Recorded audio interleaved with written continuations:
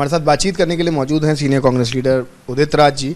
उदित जी, कांग्रेस की परेशानियां लगातार बढ़ती नजर आ रही है। एक तरफ हार्दिक पटेल आज कहते हैं कि कांग्रेस के आला कमान उनकी बात नहीं सुनते थे, कभी ग्राउंड पे गुजरात के लोगों की बात नहीं सुनी गई, परिवारवाद बताते हैं पार्टी के अंदर। वहीं दूसरी तरफ सुनील जाखड़ आज भारतीय जनता पार्टी ज्वाइन कर लेते हैं। देखिए, जहाँ तक सुनील जाखड़ जी की बात है, पार्टी छोड़ दी, अच्छी बात है। जिस तरह से जातिवादी मानसिकता से वो ग्रसित थे, चन्नी जी के बारे में कहा कि वो जो जूती है सर पर नहीं अच्छी लगती है, पाँव में ही अच्छी लगती है, मानसिकता थी। इसी वजह से पार्टी हारी है। तो अच्छा हुआ ऐसे लोग छोड़ दिए। उनके खिलाफ में अनुशासनात्मक कार्रवाई तो हो ही चुकी थी।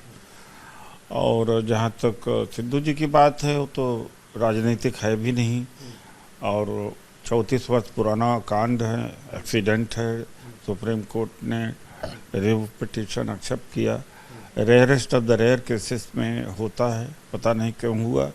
और जजमेंट पढ़ेंगे सिद्धू जी और सिद्धू जी के एडवोकेट, फिर रिप्लाई करेंगे। सर, हार्दिक पटेल जी की बात हम कर रहे थे कि लगातार कांग्रेस पार्टी पर सवाल उठा रहे हैं कि गुजरात के लोगों की बात नहीं सुनी गई, लीडरशिप की बात नहीं सुनी गई। ये भी कहा गया कि प्रियंका गांधी जी चाहे राहुल जी उनकी बात नहीं सुनते थे, और आज इस मुकाम पे वो पहुंचे कि उन्होंने पार्टी छोड़ी।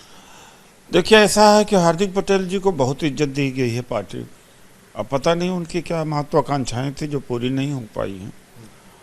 और जहाँ तक मुझे याद है या मालूम है कि प्रियंका जी हो, सोनिया जी हों, हार्दिक पटेल जी, राहुल जी हो, हार्दिक पटेल जी की पहुँच उन तक थी। ज़रूर हो सकता है कि स्थानीय स्तर पर समस्याएं थी, लेकिन उसका यह रीजन नहीं होना चाहिए था। जो कल तक वो कहते थे कि हम फांसीवाद से, आरएसएस से, मनुवाद से लड़ने के लिए, सोशल जस्टिस के लिए आए हैं, वो कहाँ गया। मैं भी तो एक था कि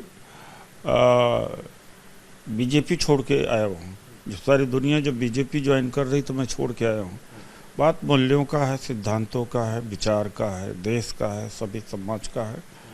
खैर, लगता है कि ये सब कुछ था नहीं उनके दिल में कुछ और बात थी।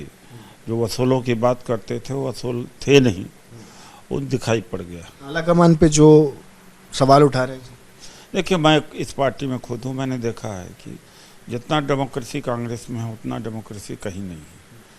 ज़्यादा डेमोक्रेसी है, इसीलिए ऐसा हो रहा है। हाँ, एक बात है कि कभी कभी कम्युनिकेशन में दिक्कतें ज़रूर होती हैं।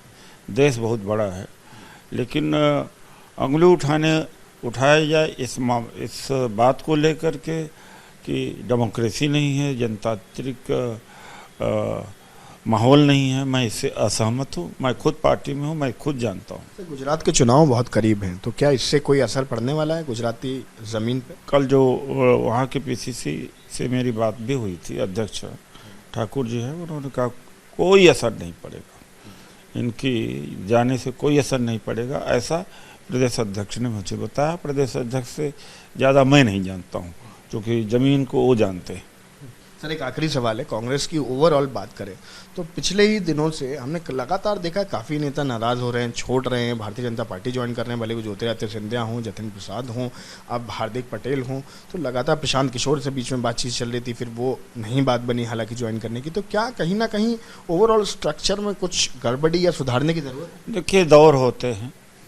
मैं मानता हूँ कि ये दौर ठीक नहीं है, संकट का दौर है। ऐसा दौर पहले भी आया था, कांग्रेस पार्टी कई बार टूटी है। ये दौर भी है, ये दौर बीत भी जाएगा, अच्छे दिन आएंगे भी। धन्यवाद हमसे बातचीत करने के लिए। कैमरा पर्सन परवेश के साथ रिपब्लिक मीडिया नेटवर्क के लिए अनुज।